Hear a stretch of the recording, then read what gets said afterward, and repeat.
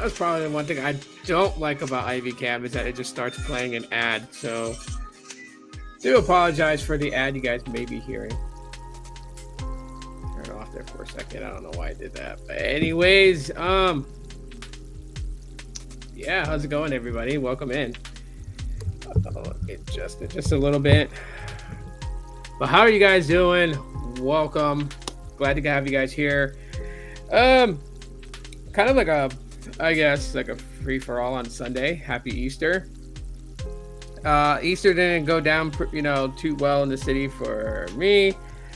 And for the people here, I guess they had to do the egg hunt a little bit later, just because throughout the morning and into the afternoon, it was raining. It was raining pretty hard. So yeah, a lot of parks were like kind of just like closed out for a little bit until the rain cleared.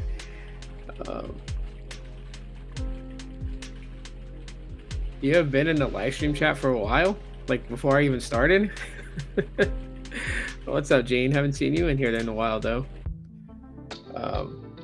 Yeah, earlier today though, my wife and I we didn't get to do our walk, and she officially returned back to work from medical leave. So today's her first day back. I just got off the phone with her. She's doing okay. She's excited though, because like we went raiding for Shadow Mewtwo and Pokemon Go, and we only did one raid, but that was enough for her because she got the shiny. So shout out to my wife for catching the shiny Shadow Mewtwo. Yeah, both of mine were just. I have 2 accounts on Pokemon Go, so I play on both, especially when I do raids. So yeah, she got the shiny. But anyways, yeah, she's feeling a whole lot better. She's feeling way better. So that to me, that's good. It's always a good thing. She had like a whole month off to pretty much rest up. Anyways, yeah, so let's get into the topic at hand.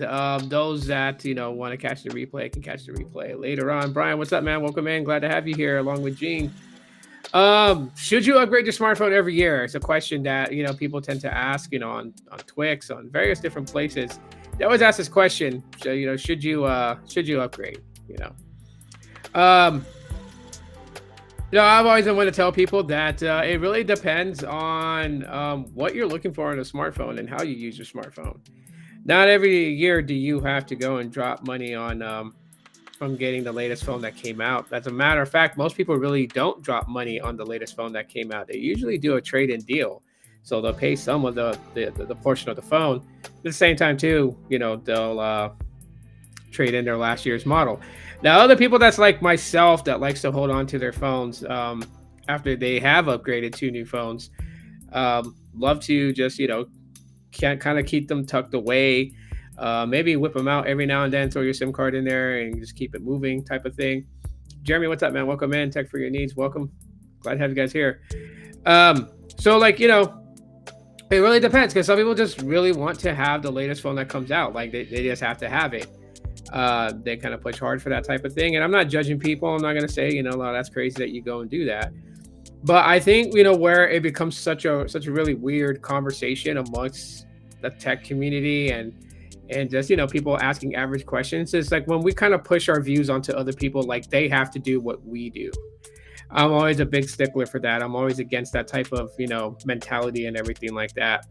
Because when you think about it, these phones can really go a lot longer than what people really think or what they might remember of them, right? With Google and their commitment to 7 years of OS support for the Pixel 8. So not security patches, but I mean like 7 versions of Android. That's a pretty long time, right? And according to Google, their data basically states that they noticed that Pixel users tend to hold on to their phones for that long before they upgrade. So they wanted to make sure the Pixel 8 and 8 Pro is supported for 7 OS updates, which is really weird. I mean, it's a good thing. It's a good thing that they gave that commitment. People's questions have always been, are they really gonna stick to it? Well, only time will tell. Google's not had the really best track record as far as keeping things around, but I do feel, in a big part way that the 8 and 8 Pro will be supported for that length of time. Question is Google going to do it for the Pixel 9? And if, the other question that I have, and this is my personal question to Google, but like, if you're going to do that, why not support the older Pixels? I have a lot of them. I would love to have a lot of them, literally on Android 14 right now. Eric, what's up, man? I played it smart for the Pixel 6a, waited till it was like $200. Yeah, you don't always have to go for like the latest one that's out there. You can always buy them brand new. I mean, good thing you got yours too, because Google stopped selling. They stopped selling the Pixel 6a. The Pixel 6a is retired, so that's obviously to make room for the Pixel 8a, and they'll continue to sell the Pixel 7a until around this time next year, 2025. DJ, what's up, man? So, when I think about it, like, I really wish Google would just like open the vault to, Pixel 5s and, Pixel 4s, Pixel 3s, Pixel 2s, and just put them on Android 14. It's possible. And I had this weird, strange debate on Reddit with somebody that was like trying to tell me that it's not possible to put Android 14 on these things. And I'm like, if you're going to tell me it's not possible to put Android 14 on a Pixel 2 XL, then why are at-home developers able to do it? Like, what makes them so special that they're able to do it? I mean, it's a custom ROM, obviously. It's a ROM that's built by a developer at home that knows what they're doing and codes this thing up. And then, they add their own little spin, their own little personal spin on it, right? When you look at every one of them, right? Lineage OS, Pixel Experience, AOKP, if they had Pac-Man ROM still around, that would have been dope as hell. CyanogenMod from way back in the day. When you look at all these different things, it shows it can be done. If it can be done, then there's no reason why Google shouldn't be able to do it. They are the creators. They bought Android way back in the day. Android's been their baby for so long. I mean, they know what they're doing with it. They can if they want to. So for me personally, I'm just like, I mean, it's great that the Pixel 8 and 8 Pro is getting 7 years of support. I will never argue that. I just want that type of treatment to some of my older ones. There's features like in my 4XL. There's features in this phone that are not in the newer Pixels. Like, they got rid of that squeeze function. Like, the squeeze function with Gemini is pretty cool. I like the way that it works, like the way that it functions. Yeah.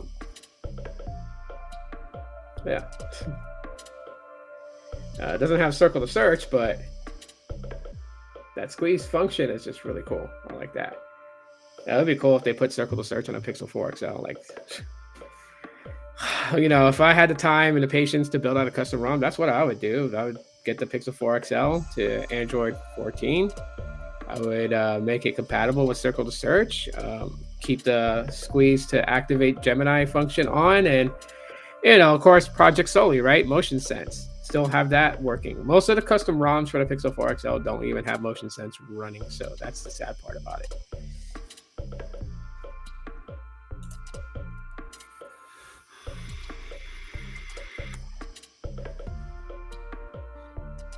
Yeah, I'll agree with that. Because most of the reasons why people even want the latest phone that comes out or the latest version of Android is because of a specific feature that they just want to play around with, right? Like circle to search.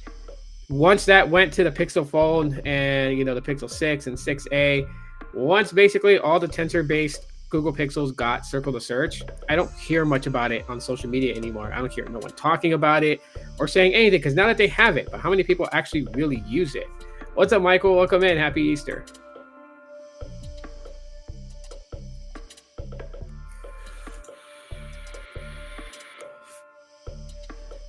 So, I mean, in a nutshell, should anyone have to upgrade every year? No, you really don't have to. I mean, unless you're on one of those mid-range devices. Like, first of all, if you have to have the latest Android and you're on one of the mid-range devices, like what Motorola sells, then yeah, you're gonna have to upgrade. You're gonna have to upgrade your phone if you're gonna want the next version of Android, because most of those only give you like one OS support, really, just one. you know, like I keep telling people, Motorola knows how to make their money, just like other companies do. They know that they can't sell you an Android update, but they can sell you new hardware with the new software, and so that's where they get it. Like they got to make money. Um, realistically, outside of the tech community, not a lot of people upgrade. If people don't know this, not a lot of people upgrade. Some people are still rocking phones from like 5-6 years ago. They're totally fine with it. They will rock these phones till the wheels come off. If you kind of look back on how things was 5 years ago, right? Most of us really carried only one device. We didn't start carrying multiple devices like we do now. And that's just in the tech community. That's just with like YouTuber content creators and such, right? I mean, I've said it before. I have 4 phones literally with active service on it. 4 phones that, I don't take them all with me. I don't. I grab one, maybe at most 2. So my phone with my main phone number always comes with me. And then, if I decide to take another phone, a secondary phone. I did that so I don't have to like move my services from, my main number from, one phone to another one to another one. Like I keep it in one phone that I intend to use no matter what. And then whatever phones I'm going to be doing like a review video on, and then I throw my SIM card in that and take it out for like a day in a life video shoot or just some B-roll footage, at the park, just to kind of like liven up a video while I talk about the phone. But other than that, man, I mean, consolidating. I've dropped a lot of different phone lines that I had. If you guys really want to know the damage that I had before, consolidating my finances, I actually had 8 phone lines. I had 8 phone lines, and I really wasn't doing shit with them. So, I got to put them to sleep. So after finishing up the services, not renewing, a following month, closing out the account. It's pretty much what I've been doing, little by little. A lot of people that have phones outside of the youngsters, they know all about the features on the phone. Besides, our generation knows about the phones and features. To the older crowd, not so much. I saw the news article, Google Pixel 9. Well, yeah, I said that the other day. Said that in a live stream the other day. Let's talk about that. I know, right? Isn't that crazy that they're bringing back their old formula? I mean, so really, you're going to get a Pixel 9 base model. I don't know if this will kind of push away the Pixel 9a. I doubt it. I feel like the 9a will still be that Google I/O release. So technically in the Pixel 9 series, there's 4 devices. Okay, in October, we're looking at the Pixel 9. Then we're looking at a Pixel 9 Pro. Then we're looking at a Pixel 9 Pro XL. So 3 devices to come in October, possibly. And then the following year, around Google I/O 2025, we'll see the Pixel 9a. So 4 devices versus 3 devices in each series since the 3 series. All these companies are trying to bring back the old formula, but with strings attached to it. Yeah, there's always going to be the strings attached. You're not far off from there.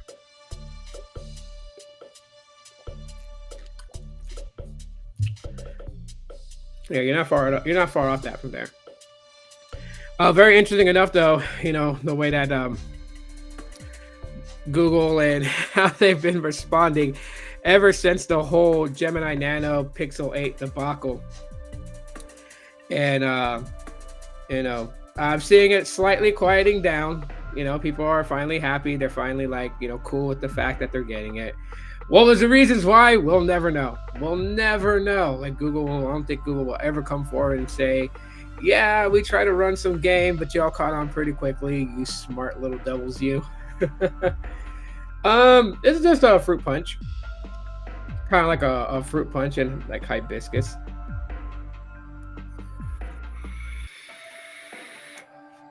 The battery life is a reason to upgrade. Yeah, it would be a reason to upgrade, but what was I was telling my wife? I think for my birthday, I told her all I want for my birthday is to take in the iPhone 12 that I'm using as a webcam right now. So taking in the iPhone 12 and getting the screen replaced on it, replacing the screen on my Pixel 5,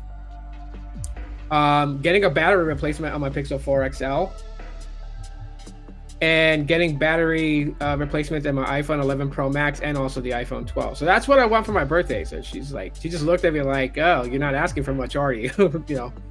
Being sarcastic as she is. But yeah, because that's going to cost a grip.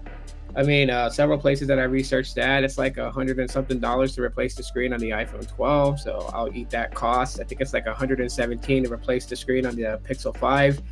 And then battery swaps are like, I think $50 a piece. That's two. It's like 350. About like 350, almost 400, give or take. Yeah, it's a nice refreshing drink.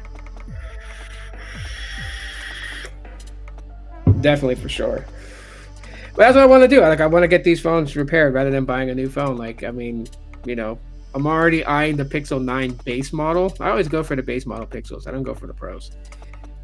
I'm not a professional photographer.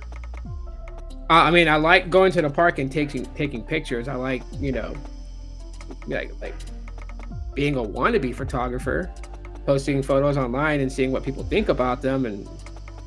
But I'm not like a professional photographer. My kids got spoiled. I don't spoil my kids. I don't spoil, especially right now. They're coming into their adolescent years, so I want them to learn that things are earned and deserved and not just given. Because I don't need them to grow up spoiled and rotten, talking like everything has to be given to them and something owes them anything. I don't believe my kids need to be down that road.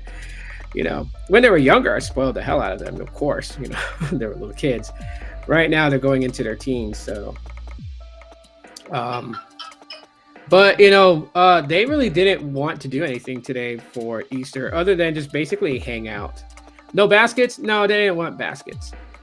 No, they just wanted to chill and hang out. They wanted to play on the VR headset. What's that? That Facebook VR. My son has one of those, so they were all like playing on that. Wife returned to work today, so she really couldn't do much this evening.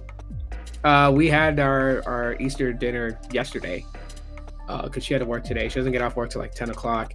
And after this live stream, I'm making sliders, so I gotta prep the mixture and everything like that. It was basically just getting my ground beef, like 3 eggs, and my seasonings. Making the patties and then letting it sit in the refrigerator for about 30 minutes to 45 minutes just to let it rest in the fridge. That way they don't crumble easily when you grill them or you fry them. And then I'll start frying those slider patties. Kids don't miss what they never had. Yeah. I know that we're supposed to like watch a scary movie together. Like the main thing that my kids are looking forward to was not Easter. It was watching Godzilla X Kong, which we did that Friday, day of release. So they got all their stuff. You bought Across the Spider-Verse? Oh, nice. Yeah, we saw that. We saw that in theaters. If it's anything Marvel or anything from the Monsterverse or DC, we tend to go to the movies to see them on day of release, and then we'll buy digital copies on Google TV so we have it, so we can just stream it on our TVs. Yeah. Tasty, getting hungry. You guys got like a good trip to get down here. You guys got a good trip to take that road, come all the way down here, all the way from where you guys are at. That's crazy. That's a far drive. It's a hell of a far drive. Eventually, one day I'll take a trip up to Pittsburgh. I got a friend that lives up there. Her and her fiance, soon to be husband. So eventually go to just like chill with them for maybe like a week or something like that. See what happens. All right, some people might kill me for this. I won't spoil nothing as far as like the plot in the movie, but -1 was better in my opinion. It was better, but Godzilla X Kong was good too. I enjoyed it. Some things they didn't really need in the movie, but most of it was actually really good. To me though, it wasn't as good as Godzilla versus Kong.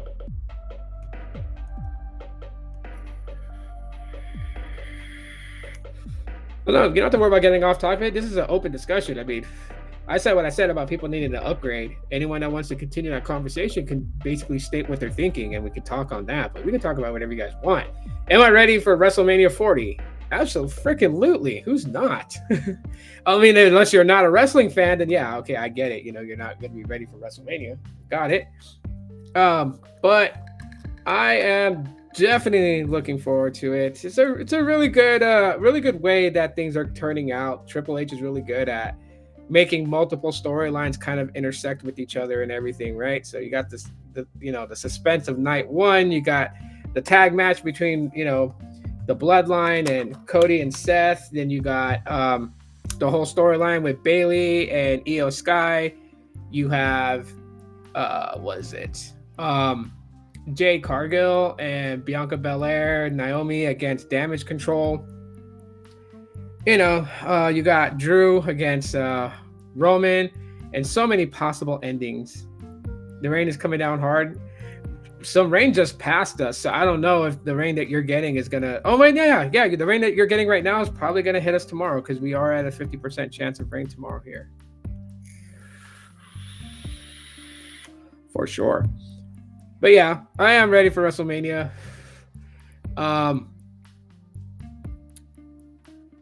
It is funny because after WrestleMania, that following day, April 8th, I'm also ready for the solar eclipse. How many of you guys are excited for that? I don't know if I'm going to set up a camera outside and record it as it's going down. But yeah. You're not too far from Lincoln Financial Field.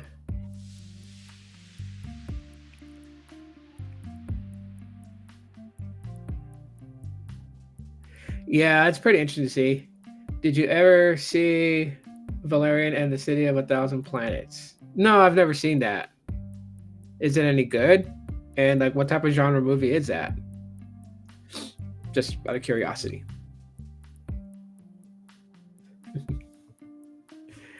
Yeah, I was supposed to do a live stream on the Deathlock podcast with B-Tech yesterday, but I didn't know if he was busy or not and got no message from him at all that, he was ready to do it. So I wasn't going to bug him. I know right now, I believe he's busy too. So, because I originally wanted to do it today. But yeah, he's got some things going on. So, yeah, no wrestling live podcast. I think probably not till maybe tomorrow, if he's not busy tomorrow. We gotta get one in on that podcast show just because WrestleMania is in a week. Like, night one was a week from yesterday. Night two is a week from today. Like, this time in a week, we're already gonna be in the kickoff. Well, past the kickoff at this point. It's like 5:18 p.m. my time. So we'll already be in that point where at least the first match on the second night is going off. There are so many rumors though. Sci-fi from the director of The Fifth Element. Oh, okay. I'll definitely take a look at that. I have Prime movies. But yeah, there's just so much, speculation for WrestleMania 40. Obviously, they have to make it big just because 4 decades of WrestleMania. So, yes, I already know that people were talking about some of the Easter eggs that were on Monday Night Raw when Cody got his ass whooped by The Rock. If you look at some of the trailers shows John Cena. The other trailer showed Stone Cold Steve Austin. We've been seeing online Instagram posts, Twitter posts. You see Stone Cold just rigorously working out. Is he going to interfere in the tag match? Who knows? There's so many ways. Like, this is like the one time for WrestleMania that I can't really call a prediction as to how things are going to turn out, since so many storylines are literally intersecting. You don't know. Like, some people think that Seth is going to turn on Cody at WrestleMania, but I honestly feel like that's not going to. I mean, he may turn on him, but I don't think it's going to cost him the match. It's time for Roman Reigns to drop the belt. They have to. They have to pass the belt along, and Cody needs to finish his story. They have to put the strap on him. Some people believe that Finn Balor is going to end up being the, world heavyweight champion. There's just so much things that can go wrong. Yeah, NXT Stand and Deliver is on Friday. I'm not too much of a supporter of NXT, and I probably sound so bad, but I'm not. I really don't care too much for it. I just feel like it's like a watered down AEW.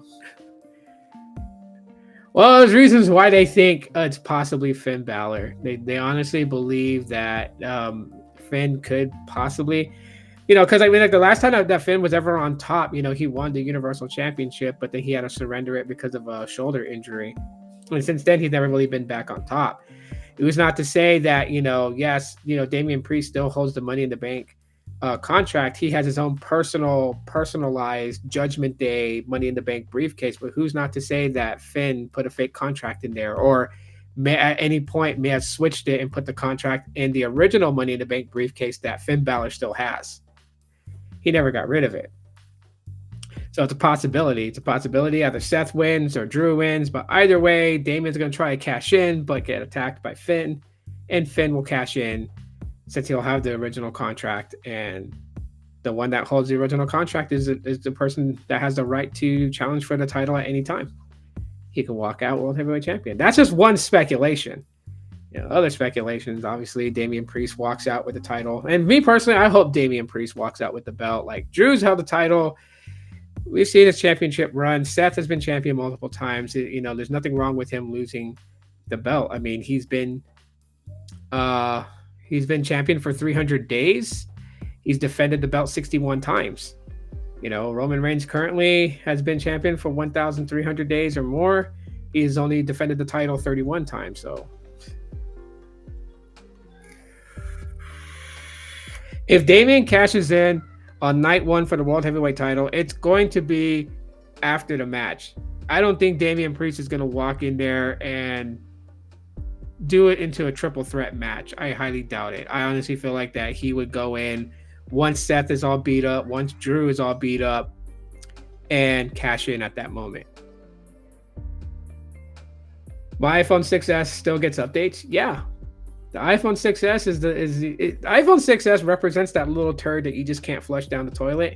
It won't go away. It still gets updates, which is cool. It's so cool that it does. I mean, it's the reasoning that, like I use my iPhone 11 Pro Max, and like I said in the past video, it doesn't feel outdated at all. I have an iPhone 12 that came out in 2020, and that still feels, good to use. Smaller than my 11 Pro Max, but you see do you see the IG post I sent you about Roman Reigns? Yeah, but that's not a shocker to me. Joseph Anawai, like the Anawai family is very popular. Like a lot of Polynesians know who they are. Fun fact, because I did see what you sent me in a message, but fun fact about Roman Reigns, that's his alias, but Joe Anawai, his brother was partners with Umaga back in the day when they were known as 3 Minute Warning.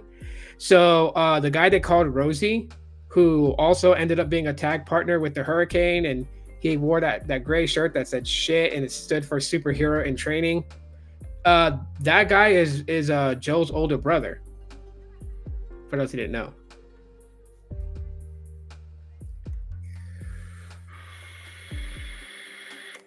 Yeah, little turd that just won't go. Success still gets security updates, most likely. Yeah, it's security updates. It hasn't gotten iOS 17 or anything like that. But I mean, that's still cool though, that Apple will still go that far as to still keep, it updated. It's like I feel the same way that Google and the Pixel should do the same thing. Maybe if they don't want to give Android 14 to my Pixel 4 XL, hey, that's fine. Don't give Android 14 to my Pixel 4 XL, but still give it security updates and still give it some slight features like circle to search and things like that. That'd be cool. Yeah, that's one thing that I admire about iPhones is that Apple keeps them supported for a really decent time. iPhones last a good while, but they just get less features over time. Apple likes to not add features unless they have to. Yeah, TikTok is taking the potential of a US ban seriously. TikTok banned a user that was teaching how to steal everything in America, from government benefits to homes. Oh yeah, I think I heard something about that. Yeah, they gotta take these things seriously. They definitely don't want TikTok out of the US. And TikTok has really taken over a lot of things. People have the whole ADHD effect, so it's a lot easier to watch a 3 second to like a 1 minute video and flick away to the next one, right? Everything's like a flick. This is why, like, if TikTok didn't have any momentum behind it, there would be no reason why Instagram would incorporate Reels and then also do that for Facebook. And then, YouTube wouldn't have incorporated Shorts, So obviously the whole thing with TikTok, but like the sad part is if you go to China, you go to Thailand, you go to any other country, because like my aunt has TikTok, but like she doesn't see the types of TikTok videos that I see. A lot of hers are like educational, very serious, and not all about doing weird dances or like, what was it? The new popular one with women do this little really weird dance, and like a split second picture of them in like a bikini or partially nude just like flashes on the screen real fast and disappears. Like, that's just, I don't know what's happening today. I mean, if you really want people to see you that bad, there's OnlyFans. Go ahead and do your thing. Like, I don't know. ADHD and while drinking energy drinks all day. Yeah.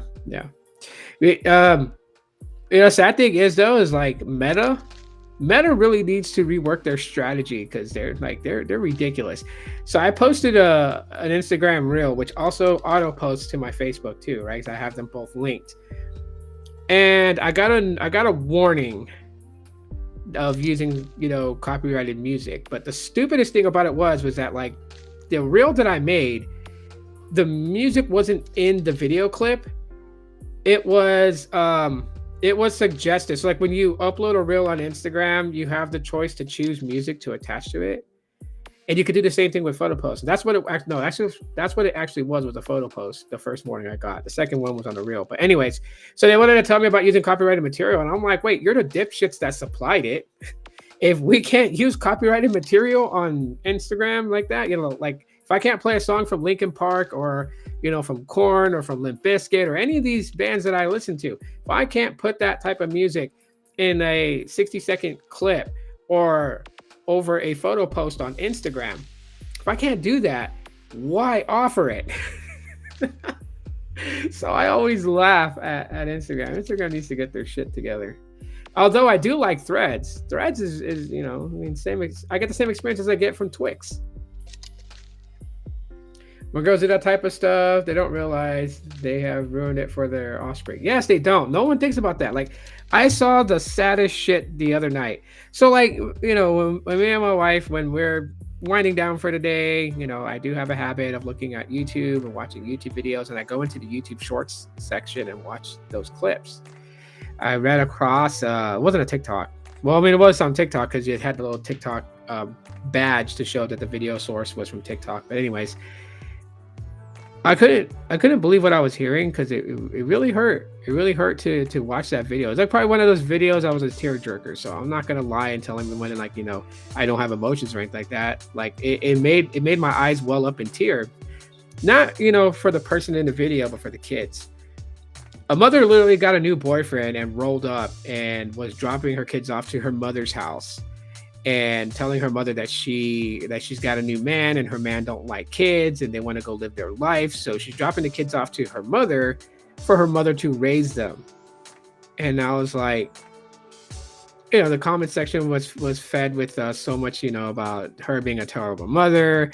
And then people from this generation, because they're obviously they're pretty young, making reasons why it would be okay for a mother to do that. Like, she was a single mother and struggling. She needs to go and relax. So she should just go with her man and see the world and, not have any responsibility for her kids. But my opinion was, how did the kids feel? Like, how would I feel if I was 10, 11 years old and my mom told me to get out the car and I was hearing her tell my grandmother that she didn't want kids because her man don't like kids, and so she chose her man over me and my siblings. Like that would literally tear at the core of me. Don't stop other people have no realization that when the kids get older, they're gonna resent that person. Yeah, of course.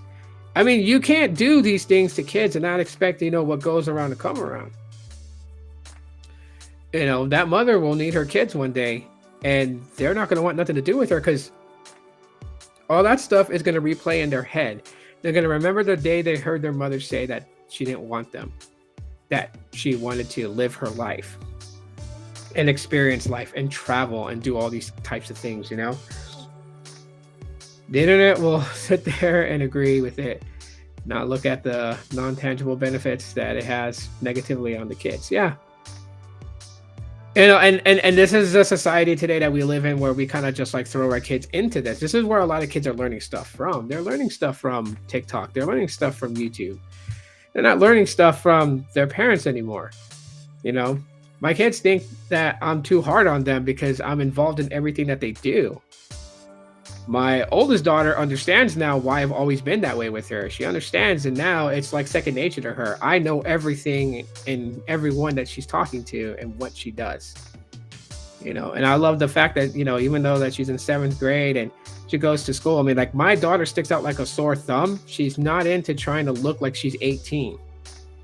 So you can find her in a crowd really easily, which I tell her sometimes is not a good thing because, you know, you don't want to be like the target of some weirdo's eyes, but yeah, she still holds on to her kid-like self. Like, yeah, she's got her adolescent attitude, you know, she's going through puberty, she's getting the attitude and, you know, all that stuff that comes with it. But at the same time too, you know, I love the fact that, you know, she's not trying to grow up so fast. And I warned her too, like, don't, like, enjoy your childhood. Even if you're a teenager, like, enjoy being a kid. Because when you have to get out there and you have to start paying bills based upon how well you did in school and what path in life you took, if you didn't make the best choices and you're going to end up struggling in life, you're going to hate having to always worry about paying rent, electricity, gas, getting food, putting gas in your car, owning a car, paying the insurance on the car, all that stuff. It's like right now you just go to school and bring home good grades. So she's kind of like, you know, she's in that realm. That can roll the child's development. Yeah. Nothing sucks worse in the world than hearing that a parent doesn't want you. You know, I wasn't the best kid growing up. I gave my dad a lot of grief. You know, my mom and my dad divorced. I found out my mom and my dad divorced the hard way. I found out with the school counselor pulling me out of my 3rd grade class to tell me what was going on and if I want to talk about it. We always grew up in a house that was divided. It was me and my older sister, and we felt like we were the outsiders. And then it was my stepmom, my younger brother, my younger sister, and it felt like we were like 2 different groups. Like my dad had to spend some time with me and my older sister, and then he had to spend some time with them, and it just felt divided. So there's a lot of things, you know, that kids think of in their head as they're growing up, and you know, a lot of the stupidity kind of takes over common sense, and you know, that can't be helped because kids don't have the life experience, right? So hearing a parent say that they don't want you, I mean, that's far devastating than, you know, someone like me whose family was split in a divorce with, you know, my dad remarrying, my mom remarrying, and, you know, just not fitting in on either side. Hearing your parents say they don't want you, that's the worst feeling you can ever hear. I've heard that once. I know that, you know, the parent that said it didn't mean it. They said it out of anger, but even hearing it can destroy you.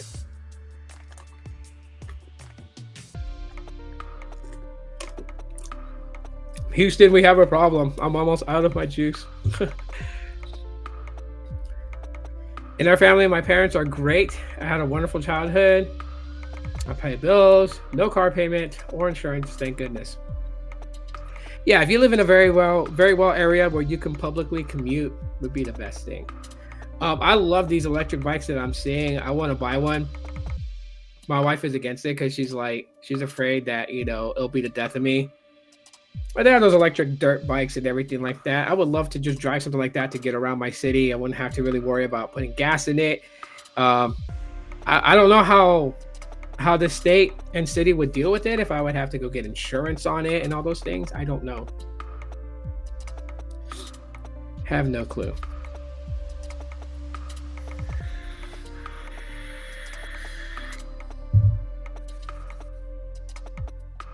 My parents divorced, mom remarried. I don't like my stepdad. He's not like my real dad. I got you. They are high theft targets. The electric motorbikes. I would think so. They're pretty.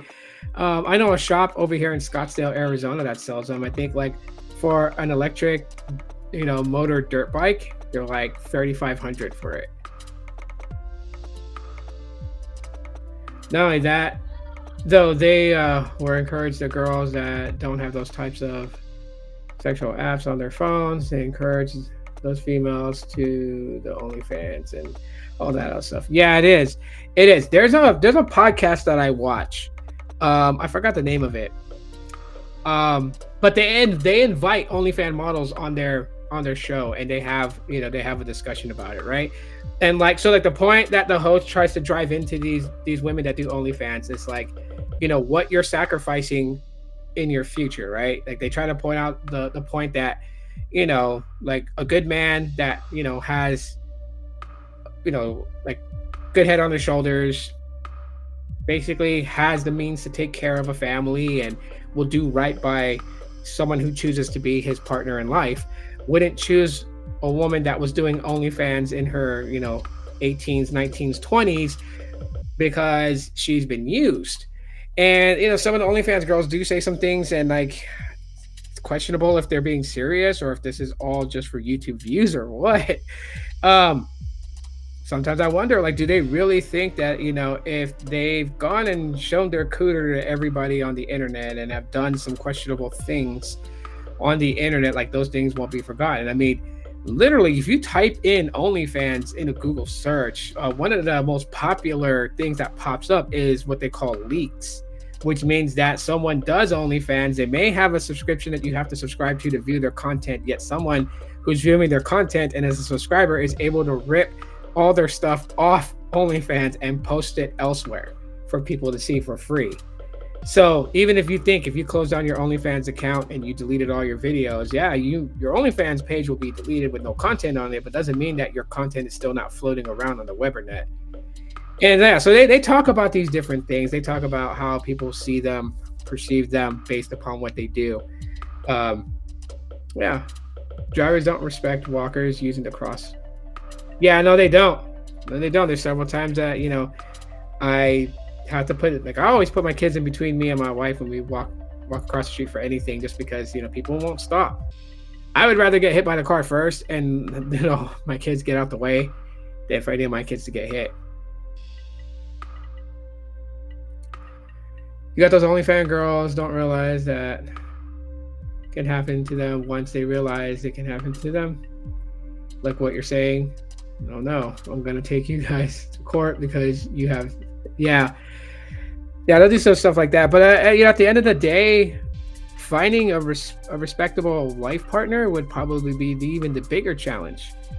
Because I mean, they can lie, right? They can lie and never say that they've done. Well, it's not really lying, but it's deceiving. They could be deceitful, never mentioning the fact that they ever done OnlyFans in their life. Marry a guy, have kids with him. That would be like the most shittiest thing ever too in the world, right? You marry a guy, you have a few kids with him, you're having this fantastic life. He's got an amazing job. You don't have to work because he's able to take care of everything, And then one day, one of his coworkers recognizes his wife and pulls out a video that he ripped off the internet and downloaded to his phone when his wife used to do OnlyFans. Like, how shitty for a husband to find that out. Vice versa too, right? Because there's guys that do OnlyFans too. Like, how shitty for a wife to pick a guy to procreate with and have a family with and a good lifestyle, and then find out that that he was dipping his oil stick in different cars. It goes both ways, right? I can't just pick on one side. It goes both ways. So sad. It's super sad. In that scenario, super sad, because I mean, like, I would be heartbroken and furious if someone was to show me a video of a sex tape that involved my wife. Like, what the hell, And then the next thing is I want to know, what your body count is, what your real body count is. My dad always told me, right, if a woman tells you her body count, multiply by 3. I'm like, that's kind of fucked up to say. But You never know. Like I dated a girl who told me that she only slept with one guy, and turned out she slept with six guys before me.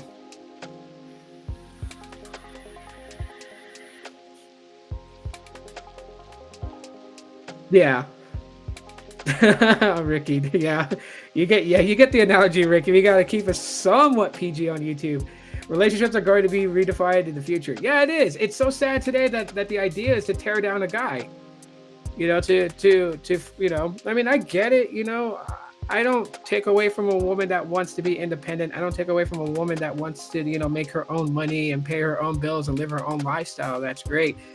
But to say that a man is no longer needed, like, I seriously do not agree with. I do not. I do not. Just because I say that it is important for a man to be in a woman's life doesn't mean that she has to submit to him like she's some sort of slave. Like, no way. But there are things that men can do that women can't do or refuse to do. There are some women out there that are exceptions to the rules. I've seen a woman work construction. That's cool. Hey, she's in there with the guys in the trench getting dirty, lifting, freaking rods and beams and wood and stuff like that. And that's great to see. You know what I mean? There are things that men got to do that some women just don't want to do. And without a man around, then how the hell are they going to achieve that, right? Like, the idea that some women want to eradicate men off the planet, like, whoa. it has me slightly nervous and slightly scared too.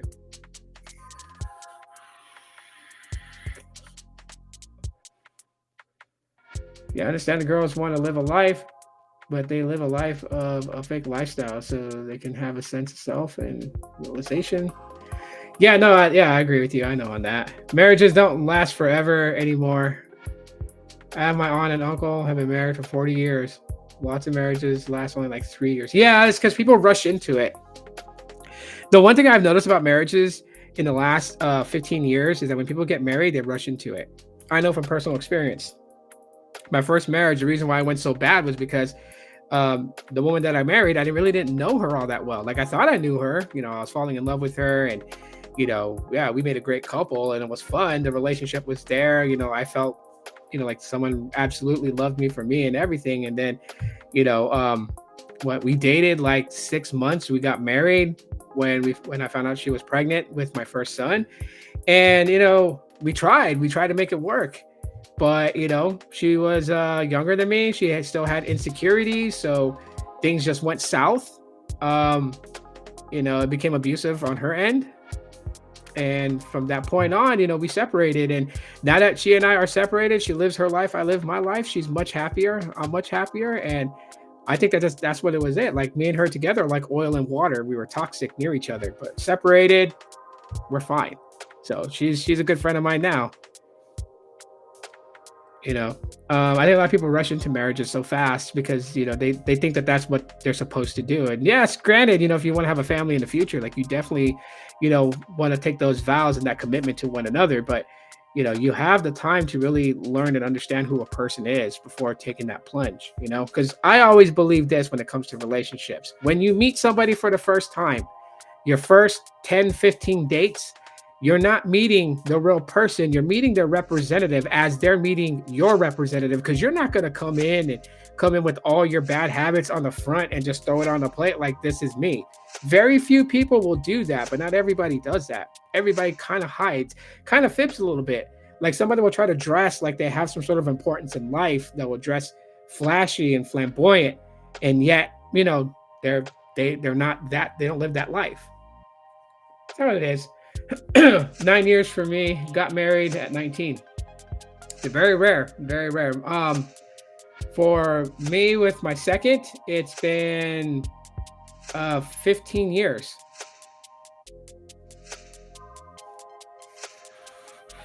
Well, it's going to be 15 years. Coming in June is our anniversary. 15 years. That's a long time. Can you find out if it wasn't that way? What do you mean? People change their minds all the time. Yeah, they do. A lot of people just kind of go through that. Yeah, chicks nowadays are horrible. I mean, well, they have a lot of influence, right? They have a lot of influence through social media, through music. And these influences tell them that they have to be this certain way. They should live their life this certain way. And, we're all susceptible to this type of stuff, right? Even happens in the tech space. Someone rocks 4 phones and everyone feels like they have to have 4 active phone lines, whether they're a content creator or not. Oh, influence is there. It's always there. I think that's what happens, that they don't have good role models. Just like on the men's side today, we don't really have a lot of good role models for us, except for our dads, if our dads were around and they were good.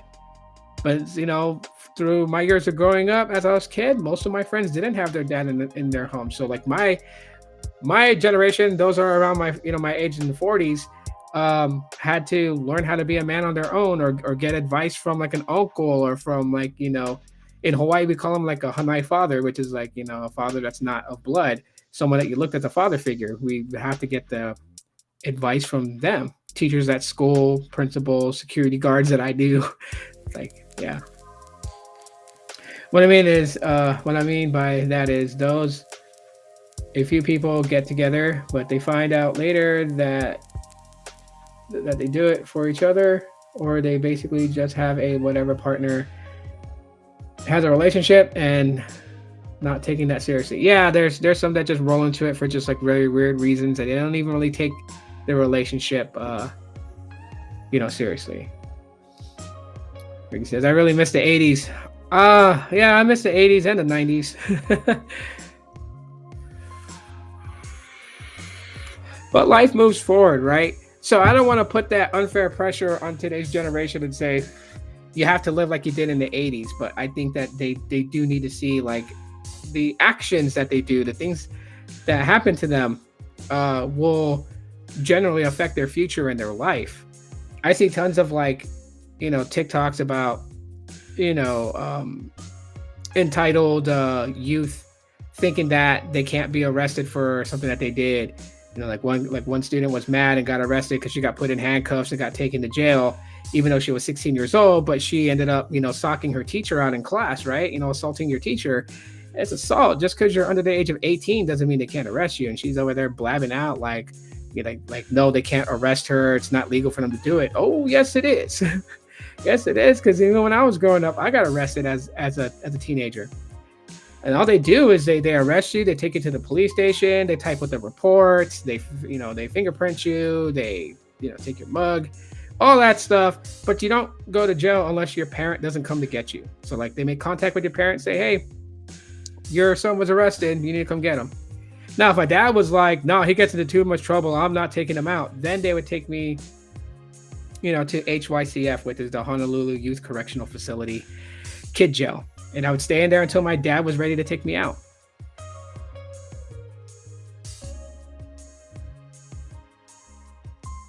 What you seen? I looked at it as OG, a person that can give you knowledge when you need it. Yeah. You mean battery? Like battery? There was a battery in schools. Every day. Yeah, battery, yeah. Battery on a school official. I heard a debate on the radio station last week. Who is being a Jersey, the guy or the girl? I say the girl is a over entitled jerk. You do not expect a ring that costs more than It used to be like that, though. I mean, but this wasn't not an expectation that women expected of men. This was something that men used to do way back in the day when they would buy an engagement ring. The value that they wanted it to be was to be to represent how much they loved her, to ask her to take her hand in marriage. It used to be that, but now it's an expectation where they want you to spend 4 times the amount of your salary on a ring or some shit like that. It's oh no. I have a phone with Android 8.0. I think I have a phone. Yeah, I have my Nexus 5X. I think that has Oreo on it. Yeah. Not only that, they're looking at a person and based off the clothing and oh shit, I didn't even freaking open this up, man. Damn it. Jesus. Didn't have that there. Yeah, based off the clothing and how they dress. Yeah. No, I know what you mean with that. If you got a phone with Android 14 update it ASAP, there is a hole in it. You mean like the latest March security patch?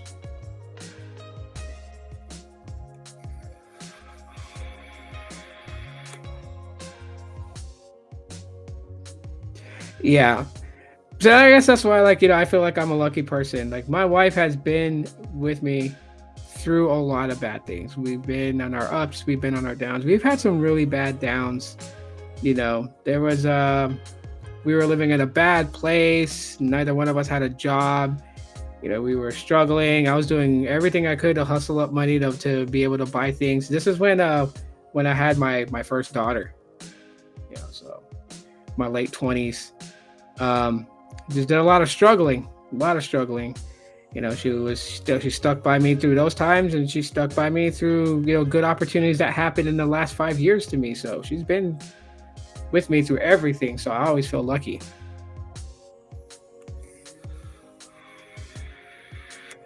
April's came out 3 days ago.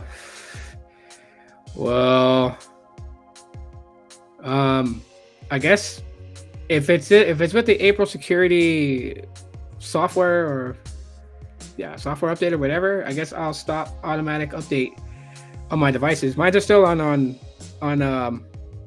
the March security patch, only because Pixels don't get the latest security patch update until the first Monday of the month. So we should be seeing updates roll out for like the all the Pixels that are still currently supported on tomorrow. Yeah. Tomorrow I gotta wish my dad a happy birthday. He'll be 74 years old. Tomorrow's his birthday. April Fools. I don't know what joke I'm gonna run on my dad tomorrow, if I'm gonna run a prank on him or something. I don't know. We'll see.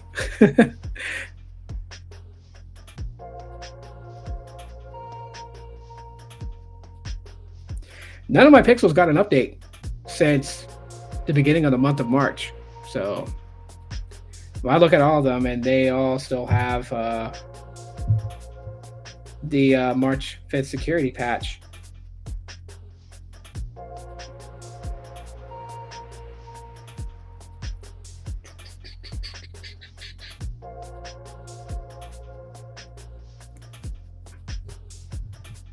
Yeah, March 5th. They all have that.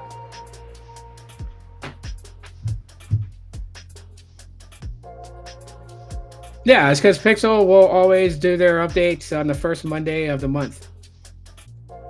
So even if it's available, say 3 days ago, they're not going to throw it out there. Not until the first Monday of every month. They have this pattern. That's why they always get flamed on Twix when people are like, "Where's the fuck's my update?" It's because the first Monday will come through and no one will get an update, and then we'll find out that there was an issue with the update, so they delayed it. Everyone gets mad. I personally don't care. I don't care when the update comes, as long as the update comes and the update does benefit, right? Like you said, there's holes in Android 14, so I guess a very, very major vulnerability. And that's what the things that I don't want. I don't want Google to rush out security patch updates unless they know that it patches a vulnerability and that it protects the phone, not compromises it. Plus, Pixel updates are usually not perfectly on time. Yeah, they're not. That is what Samsung does, but this month it's a bad hole. Ooh. Well, would that be an Android 14 side or One UI? Because I remember it's the base of the software on Samsung's is Android 14, but they have their own spin with One UI on it. So, or was it on the March update that there was a big vulnerability, and so Samsung pumped theirs out early to patch that vulnerability, and so the vulnerability for Pixels will be patched with the one that comes in April? Is that what you mean? I'll make sure I'm getting this right. Because if the next update is what fixes this vulnerability, then cool. If it doesn't and it causes the vulnerability, then I'm going to pause auto updating until I get confirmation that the next update vulnerability has been patched. So that's on Android 14 side. Got it. What's the vulnerability? And who discovered it?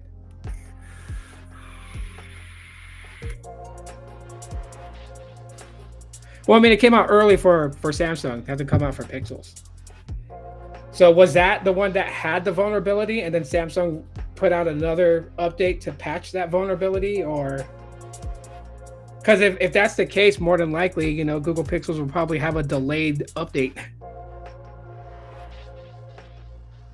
T-Mobile gets hacked the most. AT&T is alongside them. I read something about AT&T being compromised recently. They all get hacked. They all get hacked. That's what's happening today. Our life was hacked by The Simpsons. So funny that like current events that's happening in the last 20 years, you can find it in early 90s episodes of The Simpsons. Like, what the hell? You got a patch on March 10th?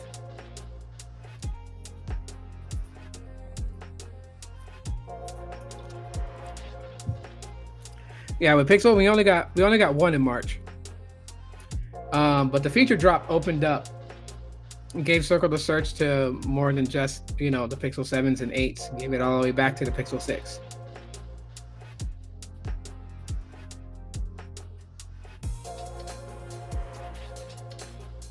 Yeah, it depends not on the carrier, not just on the carrier. It also depends on the OEM.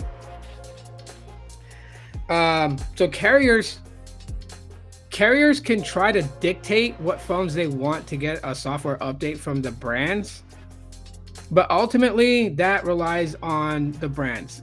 That's on Samsung's hand, that's on Motorola's hand and Google's hand, because they have to build that update.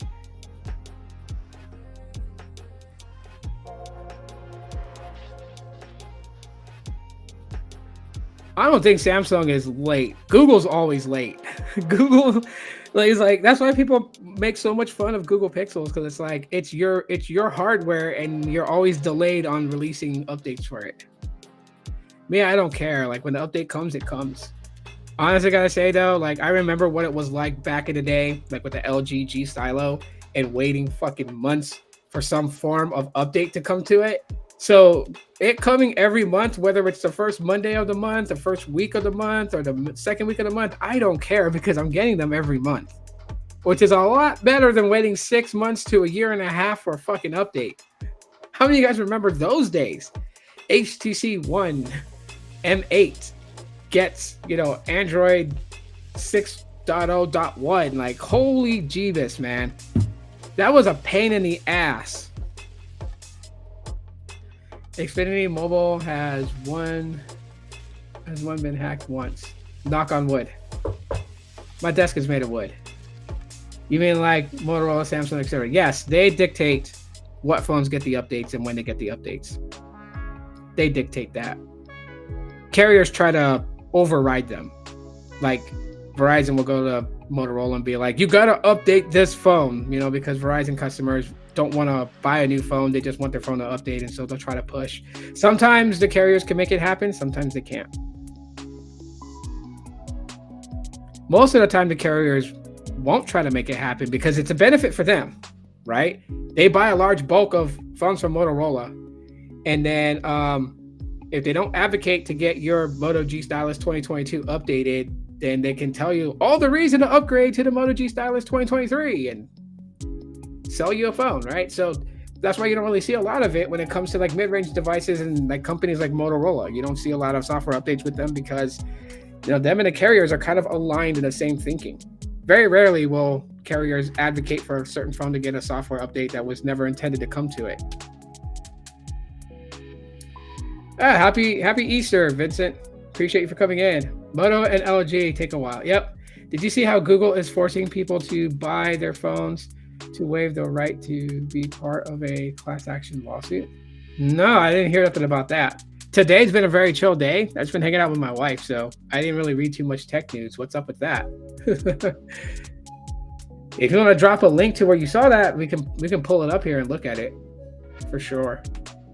I got a little bit of time left before I gotta start, making dinner. I gotta start making dinner right around like I gotta prep at 8 o'clock, and then I gotta start cooking at 9, so they'll be done by the time my wife gets home from work at 10.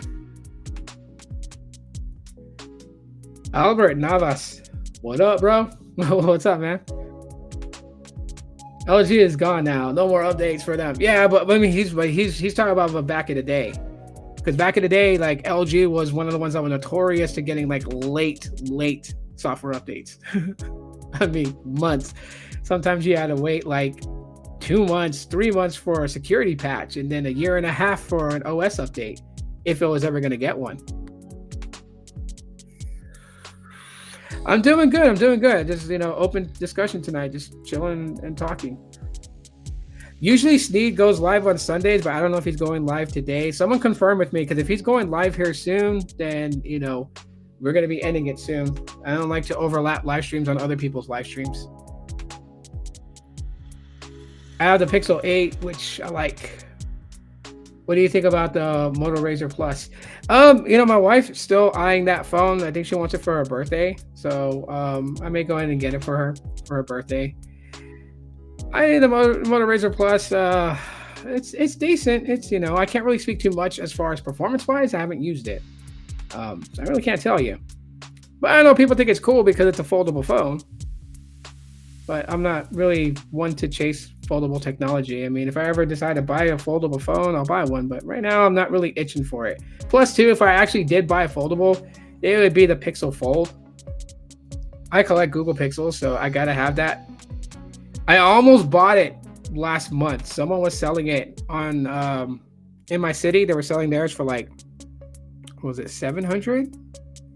But I didn't pull the trigger on it. I'm waiting for that one person to be like, they need to get rid of it because they need money and they want to sell it for like $400 or $500, and then I'll buy it. I know I'm bad for that.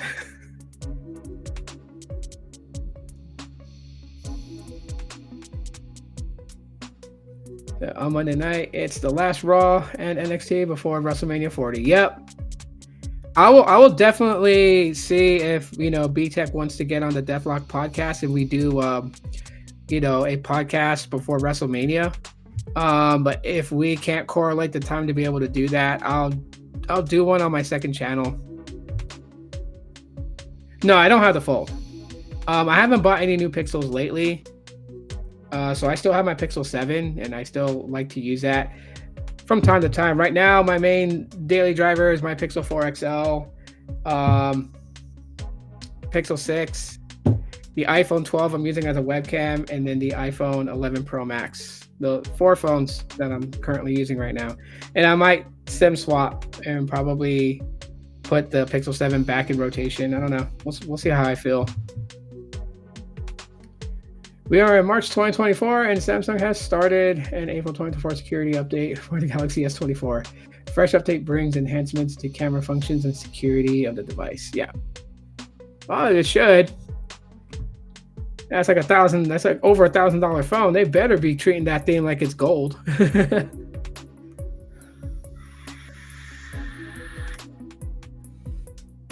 Applies the latest stabilization code to make the device more stable. Yeah.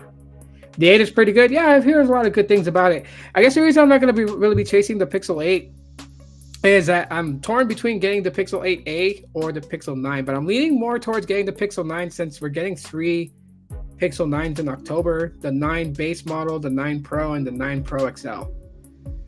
Hopefully those rumors are true, because it'd be so crappy if they like do the made by Google event and there's only 2 phones this year again. I'll be like, if VTech is busy, check with his friend Latrell. Latrell is pretty cool. For a wrestling podcast, VTech runs the Deathlock podcast. So it's his channel, and he is the host of that podcast. I'm a co-host that frequents as a co-host. It's not actually my channel. Furthermore, Latrell's more on the tech thing. So if I brought him on, it would be for like a tech show. So he can like showcase all his smart home tech that he has. Then eventually I have to start bringing people back on. Like I have a list of people that I want to get on and talk some things about. Like I want to pull Ricky on one day and talk about Samsung with him. So I know he really loves his Samsungs. I do want to get Technoid on to talk iPhones. Definitely want to get Carlos and Sneed on and Ricky on to talk network and MVNOs like Helium and Mobile X and all them, and what, like, how are they influencing the tech, the telecom space. Definitely want to get them on here eventually. Probably this summer is when I'm going to kick off, like, having a co-host like every week. It's like the kids will be out of school. To make it easier to kind of set these things up.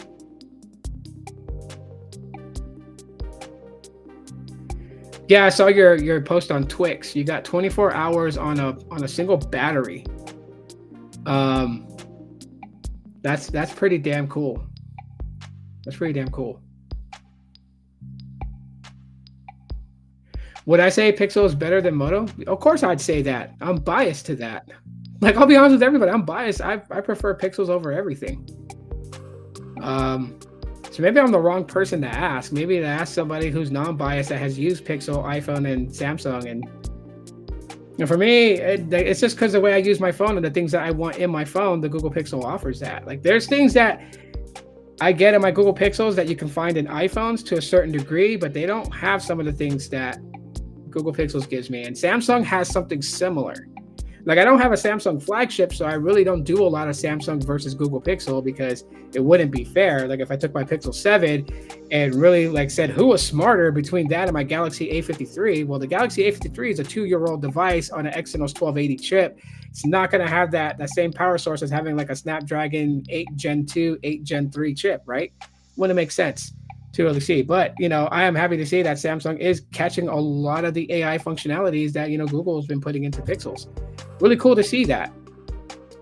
At the same time, too, like, I'm just like, Google, don't get mad when Samsung overtakes and is like, everyone looks at Samsung as like the best with AI and the best with that for Android because you made it that way, Google.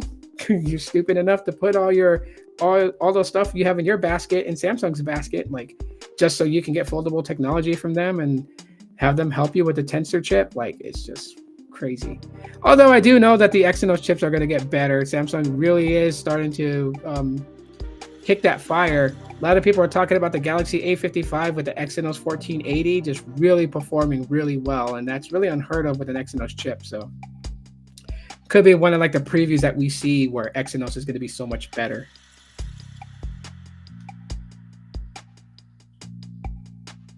Nationwide millimeter wave will come on macros to replace low band and mid band. Interesting. Yeah, I'm still looking into what you sent me, Ricky, about the Pixel 8a. Basically, one of the models. There's 2 models of the Pixel 8a. That's just like why? Why, Google? There are 2 models of the Pixel 8a, but not like there's like a large one and a small one. They're both identically looking. The only difference between them is that one actually supports Dish's native network with their N70, and the other one doesn't. I don't understand. It's kind of like when they started making Pixel devices and they're like, this one supports millimeter wave and ultra wideband, and this one sub-6. It's like, why? Like, why? Just make one fucking Pixel 6 that supports it all. But I mean, that's Google, right? I think I'll stay with Xfinity Mobile for the competitive pricing and plans where Verizon is not available. I'm using usually near Wi-Fi. That's cool. I'm glad you like your services with Xfinity. Every time you have a Pixel, you go back. I mean, there are things that are more important to you that are different, right? Like, everyone's different. Some people like the simplicity of iOS and its ecosystem and how everything plays nice together. I can say that I can kind of see that a little bit. I mean, yeah, my computer on my desk is not, it's not an iMac.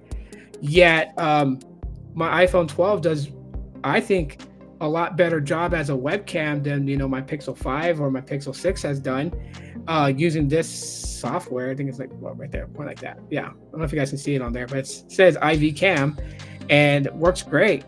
Works really good compared to Droid Cam that I've used. Now, if I find another app that uses Android devices as a webcam and has very, very good quality, then hey, Maybe I'll compare it, because I'm actually about to pull the trigger on this program, IV Cam, and actually buy the full licensing for it for $25, which allows me to do other things with the cameras, like create bokeh effect or blur the background or add a green screen, like those types of things. Like I want to be able to do, and like right now it's connected through my Wi-Fi. I don't have like a USB cable running into my computer. It's connected by Wi-Fi, but I can connect it by USB to Lightning port and have it connected to my computer and run it off wire.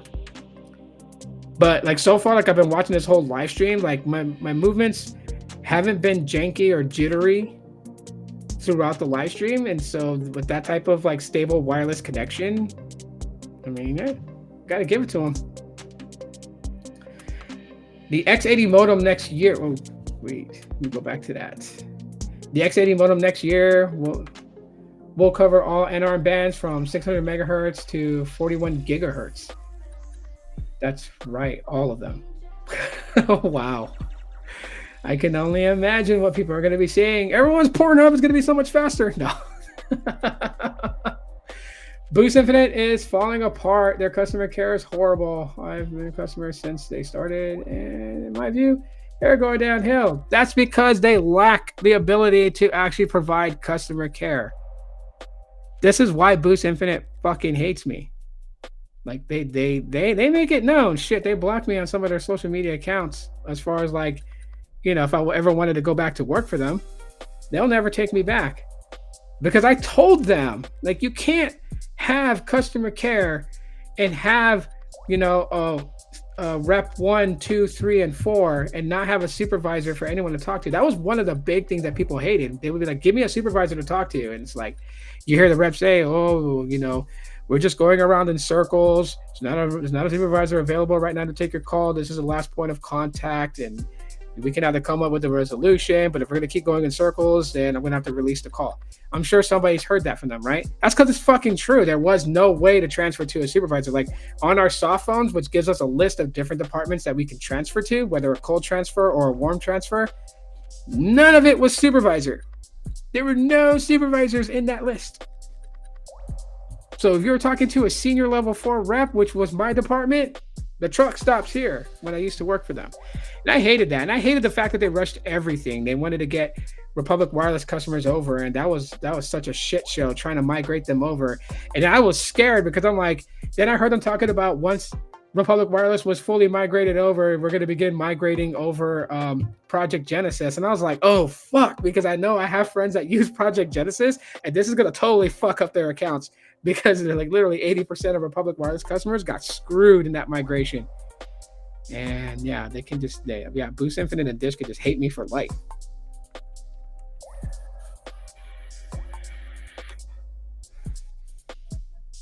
They're still trying to add iMessage in my number, but they are taking too long. I can iMessage through my iCloud email. Oh, your number won't connect to their iMessage? Well, that sucks.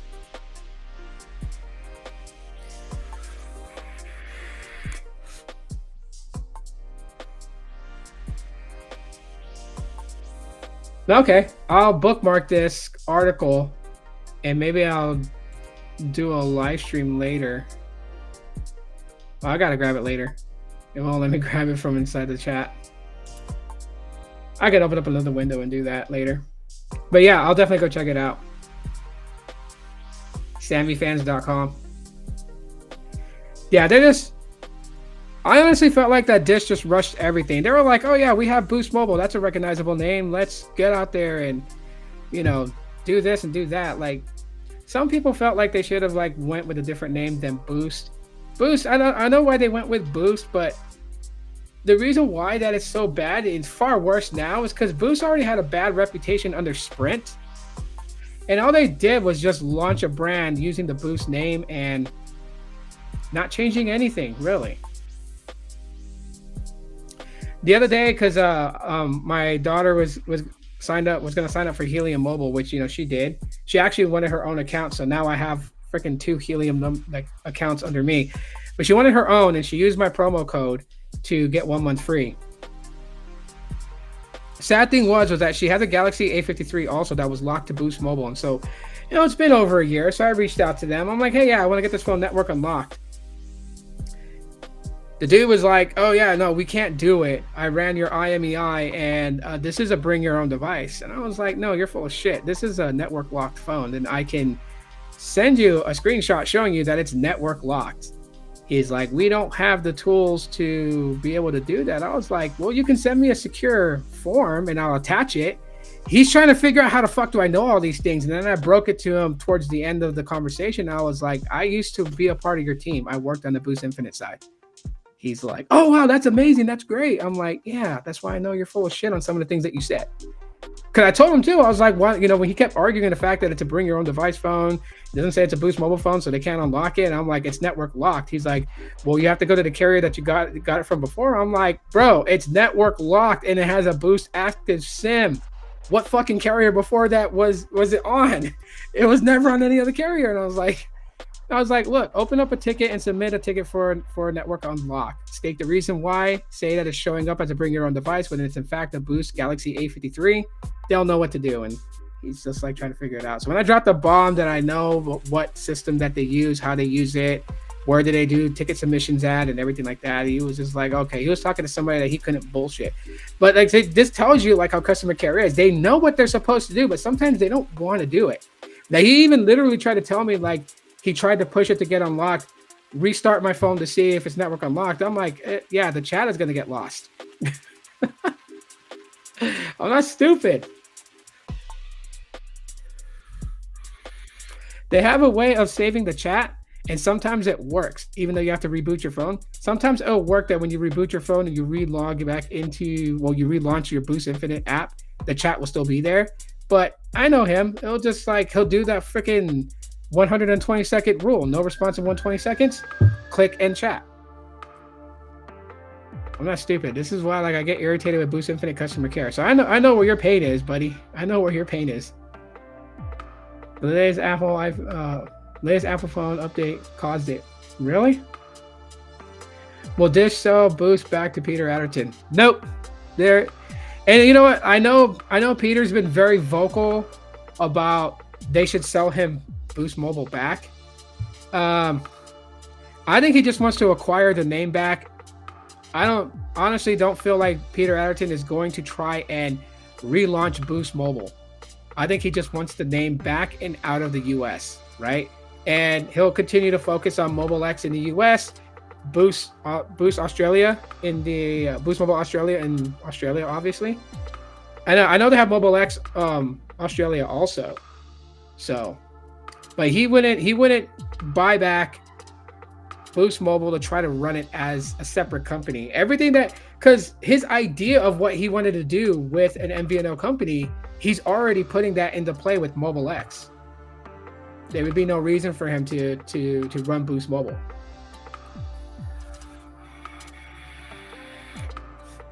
Dish ain't gonna give it up because that's their leverage. Remember, they had spectrum that they had to use, and the FCC was like, use it or lose it. And so they became the fourth carrier.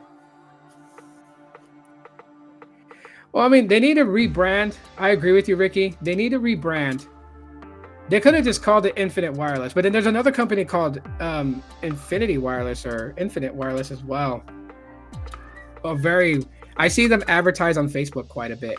But, yeah, they do need to rebrand, drop the Boost name. They need to put all their TV reps back over to the Sling and Dish TV side, and then hire some people that have worked in actual call centers for these telco companies. They have the experience. They know how to handle customers. And then you need people in place who help grow a telco company. Put them in place to help make the right moves. These little moves they do is pretty stupid. Infinite is dumb. Infinite is damaged. Even though you may think it's dumb on a nationwide thing, it's as damaged as Boost Mobile. So they would really have to rebrand. And I don't think calling themselves Dish Wireless is going to do them any good because everyone's already learned that Boost Infinite is Dish Wireless. So they would just have to come up with something. Genesis Wireless, right? Drop the project and just fully launch Genesis. Of course, people will get scared if you ever watch Terminator. Genesis, right? Genesis launches soon, and oh my god, it's fucking Skynet. What the hell is my son up to? Yeah, if they wanted to, they could take Genesis and just do something with that, or just completely come up with something way different. Way different. You agree, Genesis? Yeah, I think Genesis will do all right. Project Genesis is not well known to be affiliated with Boost Infinite. Not a lot of people know that. And I'm talking about like actual Boost Infinite customers. There were some that I spoke to, and then I dropped that bomb on them because some of them were like, "I'm gonna port out to Sting. Project Genesis is available in my area," and I have to explain to them, "Oh yeah, Project Genesis. Yeah, that's what they use to test their network before launching Boost Infinite. And Boost Infinite's not even fully launched. Little by little, the network is growing, but Project Genesis customers are testing the network for Dish." And they're like, "Oh my god, I didn't even know that." Like, yeah, you're just gonna port back in, dude. But I would tell them to go ahead and go to Genesis though, because Genesis, obviously, you get better, data given to you than you would on Boost Infinite. Boost Infinite is so flipping retarded. It annoys me, grinds my gears. They have that advertisement, the power of three. Yeah, the power of a 3. Not compatible on all devices with one of them. T-Mobile side, you give your customers 35 gigs of high-speed data before you slow them down. And on the AT&T side, you give them 30 gigs, but you charge them the same amount, $25. That's not fair. And they can't pick. Like, what would alleviate some of the problems is if you were able to pick your own, right? Like, you sign up with Boost Infinite, you make the choice. They'll tell you could buy an AT&T SIM, you could buy a T-Mobile SIM and start your service. And then they ship you the SIM card, you start your service, you use it, right? Like, them deciding on what network you go on sucks because they mostly put everybody on AT&T, even if T-Mobile was better in their area. They put everyone on AT&T. And then what made it even more worse was that if you wanted T-Mobile, the only trick behind it was to order through Amazon. They finessed this shit so where you had to go to Amazon, because if you ordered Boost Infinite, if you ordered a SIM kit and paid $25 on Amazon, you got a $25 credit, but you got the T-Mobile SIM. That's how I was able to get it, because if I added a line on my Boost Infinite account back in the day and just added another line, I would get another AT&T SIM. The only way I could compare the AT&T to the T-Mobile side was to go through Amazon, which, I did.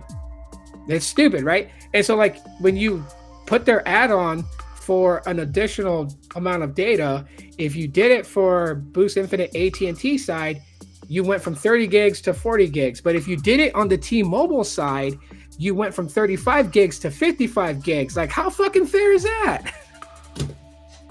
It didn't make sense. And again, there are only a handful of compatible devices because there were only a handful of devices that were compatible with N70, which was Dish's their native band that they have. What was even more stupid was that I couldn't get, even though they launched native Dish in Phoenix, Arizona, I couldn't get a Rainbow SIM because even though my Moto G Stylus 5G 2022, which is a long name to say, almost sounds like a Hawaiian name, right? Or the length of a Hawaiian name. Like my son's middle name, Alohi Makakoa Manuia Po'okela, is one middle name. Love my older sister for giving him something that is as long as the alphabet. But anyways, it was just like, they were like, it's not compatible. We can't get you that Rainbow SIM. We can't put you on the Dish. And I'm like, but it supports it. I can open up *#* 4636 #*, open up, look and see all the fucking all the 5G bands, the LTE bands that it supports, and in there both on 5G. So on NR 70 is there, LTE band 70 is there. Like, why not?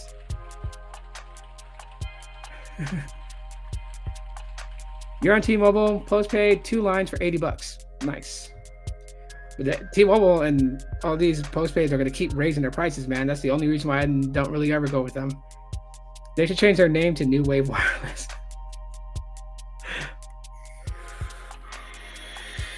Yeah, it's sad as hell. It is super sad as hell. I speed tested Dish, used 100 gigs. Then they slowed me to 500K down, and wow. 100 gigs? I know that, I know Helium, like a lot of people are frowning about Helium Mobile. one thing I think that's pretty decent about them, and like I had someone send me a screenshot of proof, but like, so like yeah, Helium Mobile does the same thing. They operate on their own network plus T-Mobile's network, and if you use 30 gigs of data, you'll be slowed down. They slow you down to 1 megabit per second.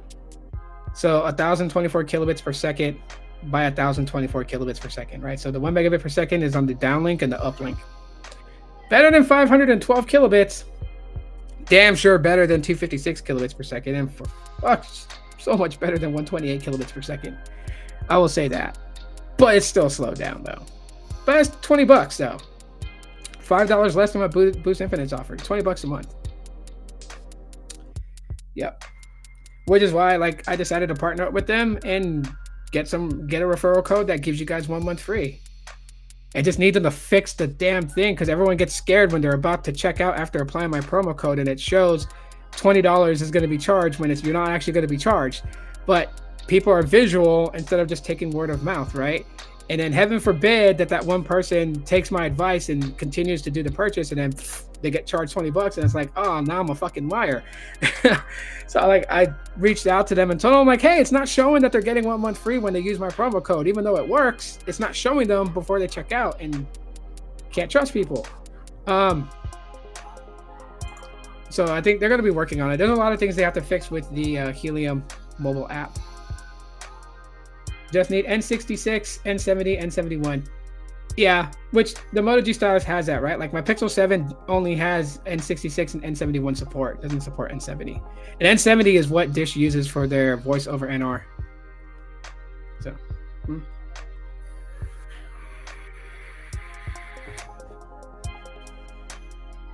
$25 for 100 gigs, not bad. Yeah, that's not bad at all. At least they give native Dish customers 100 gigs before they slow them down. But even then, like, I don't know. I mean, I know why they can't do what they want to do with the T-Mobile and AT&T side. Those two sides are MVNO agreements, right? Boost Infinite's a hybrid. Those two sides are MVNO agreements. If you get the native Dish side, you're on their network. So they can do whatever they want. They can make it however they want. They can make it to where you're only slowed down during moments of congestion. My kids are up to something.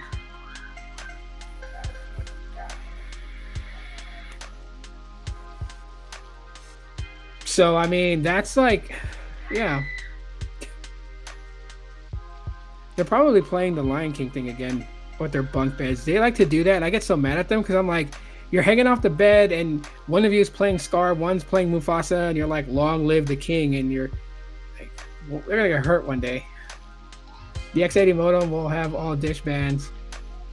Yeah. Well, I mean, you know, Dish has got a good partnership with Samsung, right? The same as they got a good partnership with Apple. Yeah, dual SIM, dual active next year. I'm hoping for that. Yeah, DSDS, it's okay. But, and if anyone doesn't know what that means, basically, dual SIM, dual active means that both data networks from the SIMs you have are active, right? So if you have an eSIM and a physical SIM, you'll be pulling data from both. It wouldn't choose one or the other. Right now, we have dual SIMs on our phones, but they're DSDS. So you can still get your calls and your text messages from both numbers of the SIM cards. But when it comes to data, you got to choose one or the other. And then the only thing you have closely remotely to a DSDA is that like on my Pixels, I can choose to have one, like the one that's turned on will be the one that I pull data from, and the other one that's turned off, I can toggle that one to automatically switch to it if the main data connection is weak. So, which was like funny because, as of lately, since Visible uncapped their base plan from 200 megabits per second to 400 megabits per second, Verizon's been what my phones have mostly chose when I ran both Helium and Visible in the same phone. It would go over to the Verizon network and stay on that more than it would on T-Mobile side. But T-Mobile and Verizon are decent in my city. They do pretty good. Sometimes T-Mobile gets a bit glitchy and fails. So that's where Verizon has a leg up on them here. I mean, it is what it is. T-Mobile customer service, good. Metro by T-Mobile customer service, bad. Very bad. And I really hope the first sub-band, full duplex, 256 by 256 by 256 MIMO, 1024 QAM, antenna radios come out next year for N77G and N77D, so Dish can launch it. Oh, okay. Yes. The telco industry, it keeps going. AT&T bad? AT&T, I don't know what they're doing. I have no idea what they're doing.